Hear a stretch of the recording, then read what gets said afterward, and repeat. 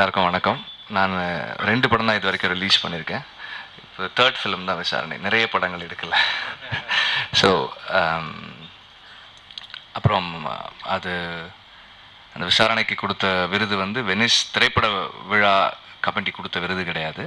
அங்கே இருக்கிற Amnesty international அமைப்பும் வெனிஸ் திரைப்பட விழாவும் சேர்ந்து கொடுத்த விருது தான் அது. அதனால் அது அவ்வளவு பெரிய அங்கீகாரம் இல்லை. அண்ட் ஈட்டியை பற்றி சொல்லும்போது மைக்கேல் ராய்ப்பன் சார் சொன்னாங்க,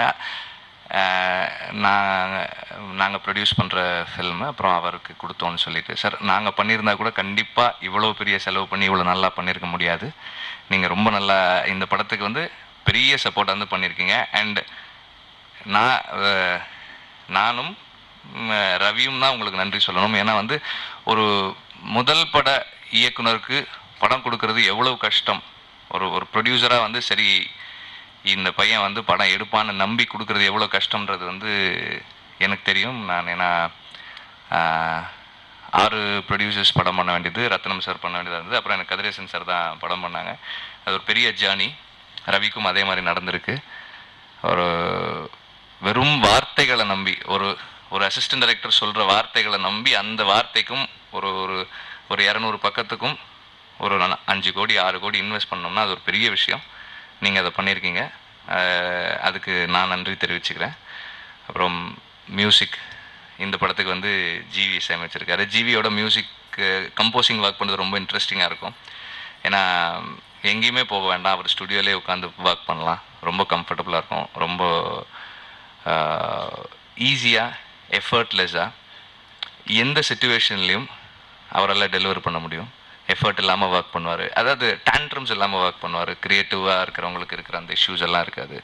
வாங்க உட்காருங்க, நைட்டு ஒரு கப் ஆஃப் க்ரீன் டீ, ஒரு சாங் கம்போசிங் முடிஞ்சிடும். அவ்வளோ சிம்பிளாக ஒர்க் பண்ணுவார். இந்த படத்தில் எல்லா டியூன்ஸுமே நல்லாயிருக்கு. எஸ்பெஷலி 2 சாங்ஸ் எனக்கு ரொம்ப பிடிக்கும். அண்டு சினிமாட்டோகிராஃபி ரொம்ப நல்லாயிருக்கு. அவர் ரவியோட ரொம்ப நல்லா ஒர்க் பண்ணியிருக்காரு. நான் அந்த செட்டுக்கு போயிருந்தேன், ரொம்ப நல்லா பண்ணியிருந்தாங்க. எஸ்பெஷலி அவர் அதர்வாவோட வீடு பண்ணியிருந்தப்போ நான் போயிருந்தேன். அந்த லைட்டிங் பேட்டர்ன் எல்லாமே நல்லா இருந்தது. அண்ட் நான் பார்த்த வரைக்கும் சில போர்ஷன்ஸ் பார்த்தேன், எல்லாமே நல்லா பண்ணியிருந்தாங்க. Editing is good. அண்ட் எல்லா பர்ஃபார்மன்ஸும் நல்லா பண்ணியிருக்காங்க. ஸ்டண்ட் ரொம்ப ஸ்ட்ராங்காக இருந்தது, பவர்ஃபுல்லாக இருந்தது பார்த்ததில்ல. அண்ட் அதர்வாவுடைய அந்த 6 பேக் பற்றி எல்லாருமே சொல்லிட்டாங்க. 6 பேக்ன்றது ஒர்க் அவுட் மட்டும் கிடையாது. அதுக்கப்புறம் வந்து அந்த 6 பேக் தெரியணும்னா தண்ணி குடிக்கக்கூடாது. நம்ம அது ஒரு 3 நாள் தண்ணி குடிக்காமல் இருந்தால் தான் அந்த 6 பேக் தெரியும்னு சொல்லுவாங்க. அது நாட் அன் ஈஸி திங். ரொம்ப டஃப்பான விஷயம். நிறைய ஹார்ட் ஒர்க் பண்ணி தான் அதை பண்ண முடியும். எல்லாருமே இந்த படத்தில் ரொம்ப நல்லா இருக்காங்க. அவங்க ஸ்ரீதேவியாவோட ஃபேமிலி வந்து ஃபேமிலி மாதிரியே இருந்தது எனக்கு. அப்பா, அண்ணன், தங்கச்சி, அம்மா ரொம்ப கன்வின்சிங்காக இருந்தது. அப்புறம் வந்து கோச் நரேன், அவர் வந்து ரொம்ப எனக்கு ரொம்ப நான் அசிஸ்டன்ட் டைரக்டராக இருக்கும் போதுலேருந்தே நாங்கள் 2 பேரும் ஃப்ரெண்ட்ஸு.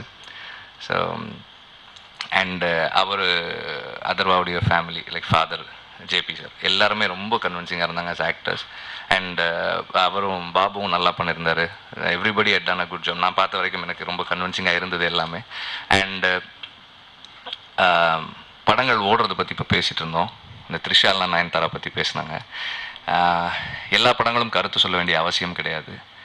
அண்டு எல்லா படங்களும் இப்படி தான் இருக்கணுன்ற அவசியமும் கிடையாது.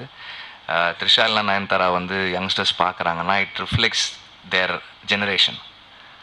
அவங்களுடைய வாழ்க்கையை ரிஃப்ளெக்ட் பண்ணுது. கம்மிங் ஆஃப் ஏஜ் ஃபில்ம்ஸ் வந்து ஒரு ஜென்ரேஷனுக்கும் ஒரு படம் வந்து அடையாளமாக இருக்கும்.